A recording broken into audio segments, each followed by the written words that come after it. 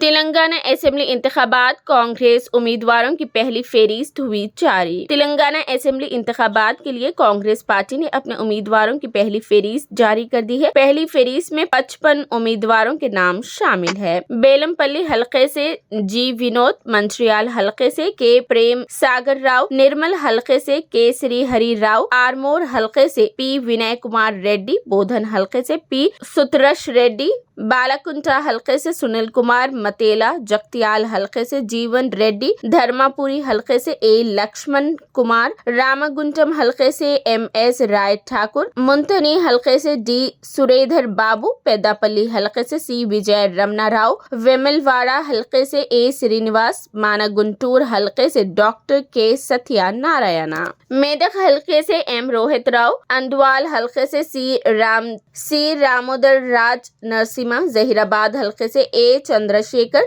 संगारेड्डी हलके से टी जगारेड्डी, गजवेल हलके से टी श्रीनिवास रेड्डी, मेडचल हलके से टी विजरेश यादव, मलकाजरी हलके से एम हेमंत राव, कुतुबुल्लापुर हलके से के हेमंत राव, उप्पुल हलके से एम परमेश्वर रेड्डी, चिवरला हलके से पी भीम भारत, परगी हलके से टी राम मोहन रेड्डी, बुखाराबाद हलके से जी प्रसाद कुमार, मशीराबाद हलके से अंजन कुमार यादव, मलकपेट हलके से शेख अकबर, सनत नगर हलके से डॉक्टर कोना नीलमा, नामपल्ली हलके से मोहम्मद फिरोज खान, कारवान हलके से उस्मान अल हाजरी, गोशा महल हलके से एम सुनीता, चंद्रायन गुट्टा हलके से बी नागेश, याकूतपुरा हलके से के रवि राजू, बहादुरपुरा हलके से राजेश कुमार, सिकंदराबाद हलके से ए संतोष कुमार, कोटनगल हलके से रेवंत रेड्डी, गदवाल हलके से श्रीमती एस तरुपितिया, आलमपुर हलके से डॉक्टर संपत कुमार, नागर कर्नूल हलके से के राजेश रेड्डी,